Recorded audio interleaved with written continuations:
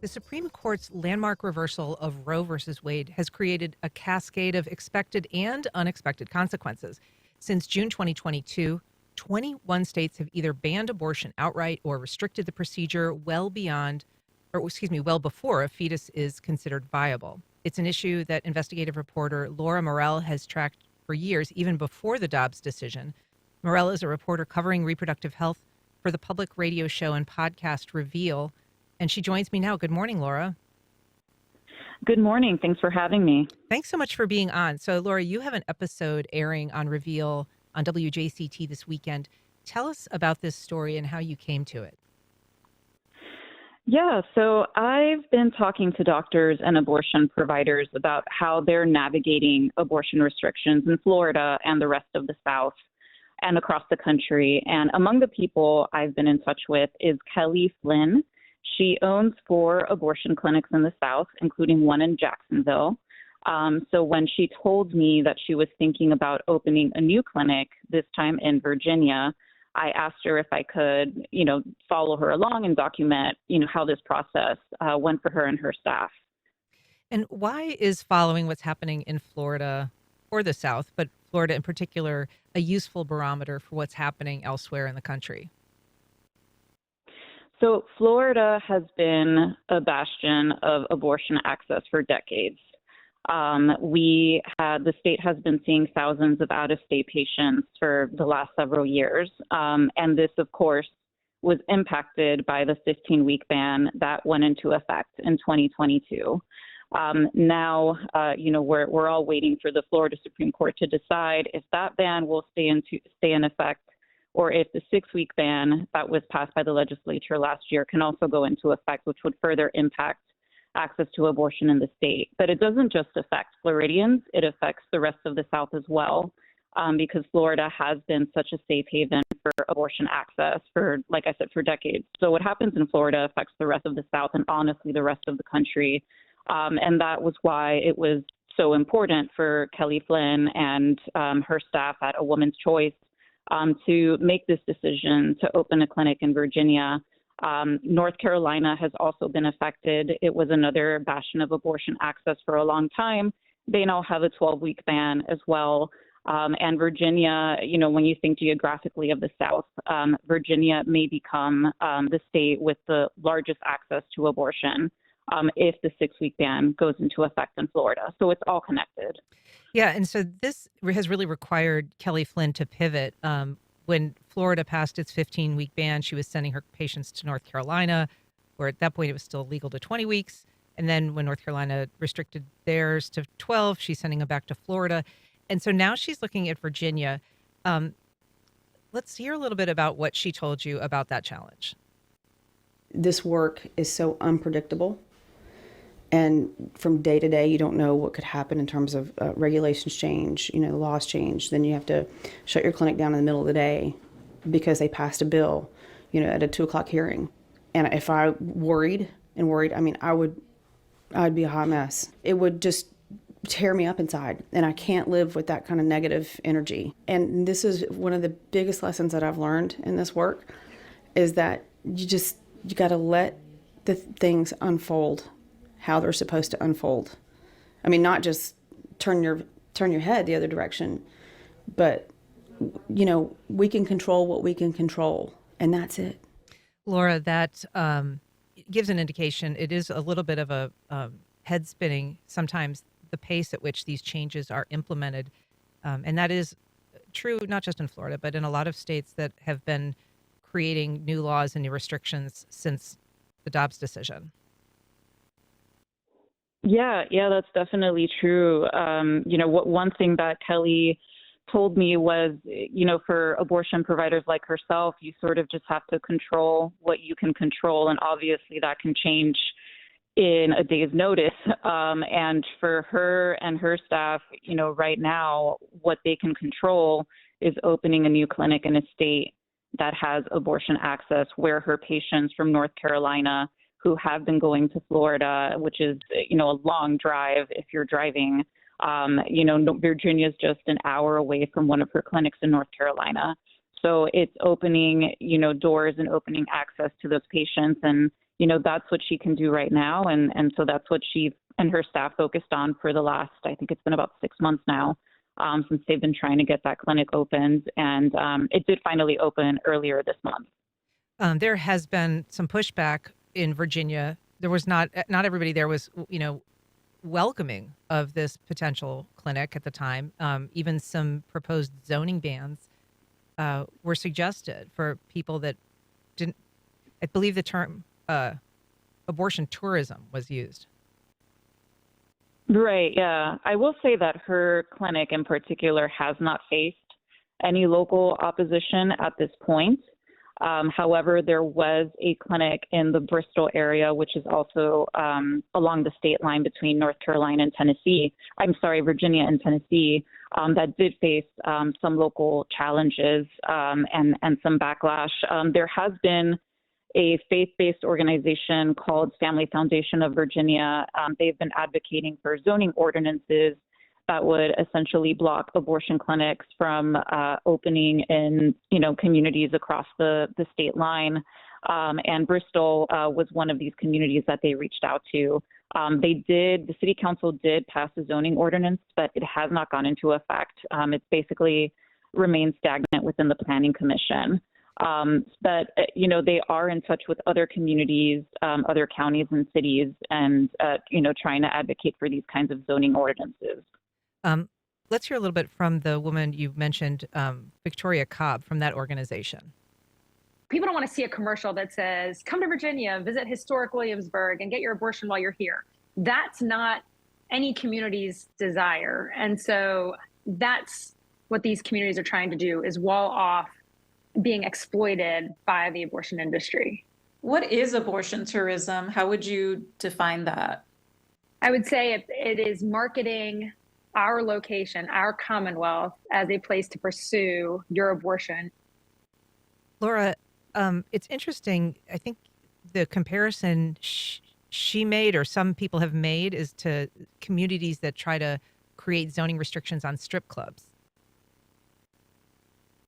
Right. Yeah. That was an argument that Victoria made during our interview, and I think the counter argument to that would be that strip clubs and abortion clinics are entirely different kinds of establishments.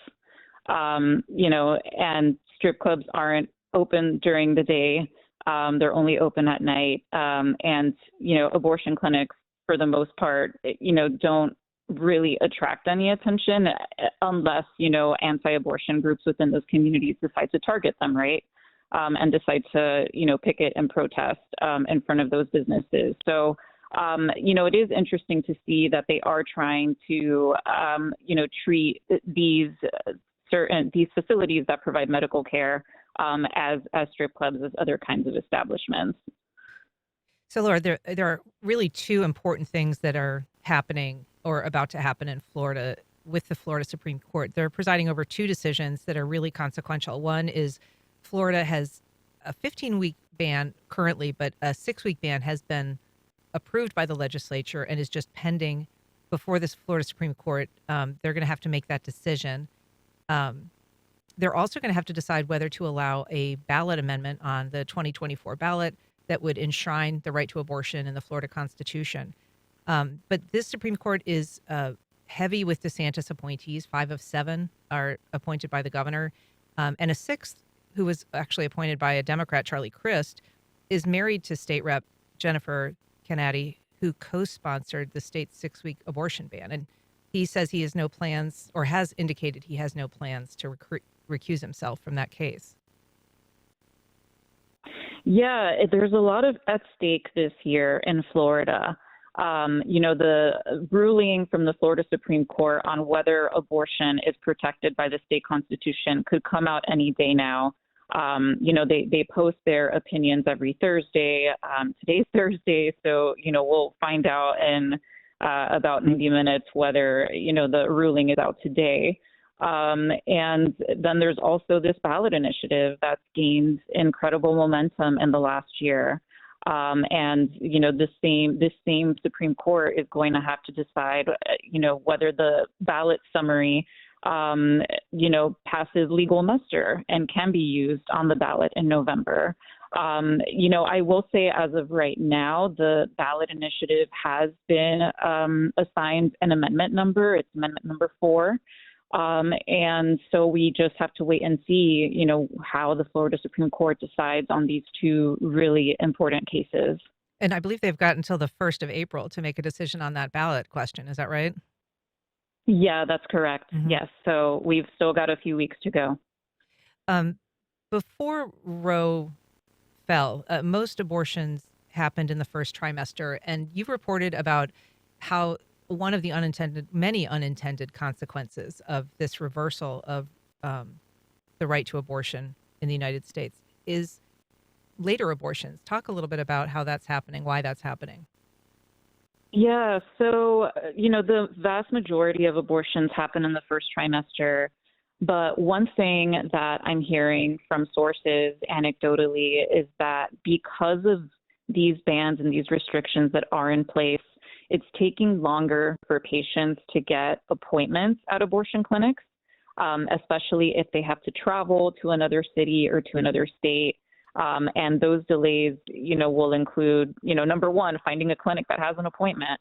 Number 2, trying to figure out, how much days they can take off of work. How are they going to get to this new city? If they have children, how are they going to arrange childcare? So all of these added challenges add more time, to get to that appointment. And so, that's a reality that a lot of patients are facing. Especially, in the South. I spent some time at Kelly's new clinic in Virginia on her opening day. And, there were patients from South Carolina, from Georgia, obviously from Virginia and North Carolina. And, you can just tell that there is such a great need for this kind of reproductive health care. I'm talking with investigative reporter Laura Morel. She has been tracking the fallout after the Dobbs decision, and she has a show coming up this weekend on the public radio show Reveal. Laura, in terms of the this issue, I mean, this is not your first time reporting on it. You've reported on some things that Kelly Flynn has had in the past, including some challenges in terms of, threats to the clinic, police presence that was required. How has that evolved? Is that still an issue for her at her clinics in terms of protesters interfering with the operations? Yes, it is still an issue at her Jacksonville clinic as well as some of her clinics in North Carolina. I think those experiences helped her decide what clinic or what office she was going to settle in Virginia.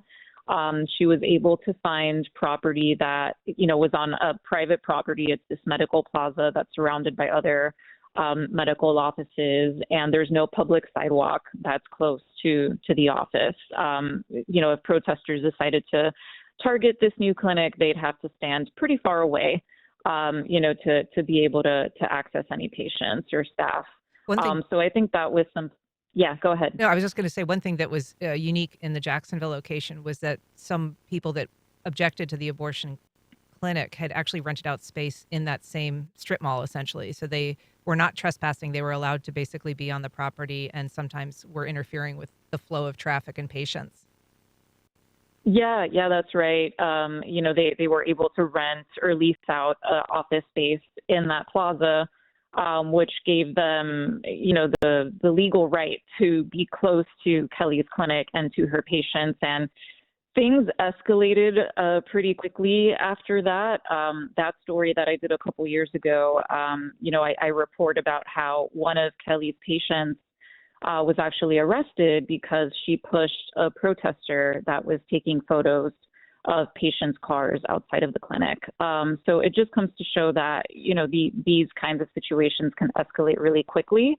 And again, it's another added barrier for patients. I talked earlier about taking time off of work, finding childcare, getting time off of school. And then on top of that, the last sort of 50 feet, it takes you to get to the front door of the clinic. you may also be facing protesters and people that disagree with your decision. So it's just another added barrier for patients. How are they able to help finance people when they have to travel those long distances, whether it's with airfare or, getting off vacation time, just in terms of financially being able to make that decision? Yes. So Kelly's clinic does help coordinate funding. I know that they also work with other organizations and abortion funds across Florida and the rest of the South that, are focused on helping patients to find the funding that they need to travel. There's a mix of, from what I understand, usually patients decide to just drive because it's cheaper. And also, you might not be able to find a flight, right before your appointment, or if you want to make sure you get to your appointment on time in the morning, it might just make more sense to drive. So, I have heard of cases where patients are driving overnight to make sure that they're getting, to their appointment in the morning. You've previously reported on sort of a tangential, but connected in some way issue of unregulated pregnancy counseling centers, and some charges that were brought, an investigation about bad advice that they were getting. These are those free places that offer pregnancy tests or ultrasounds. In some cases, giving some very dangerous advice in order to discourage women from seeking abortions. Yes, and that story actually had a Jacksonville angle as well. There was a particular center in Jacksonville, the Women's Health Center, a few years ago in 2018.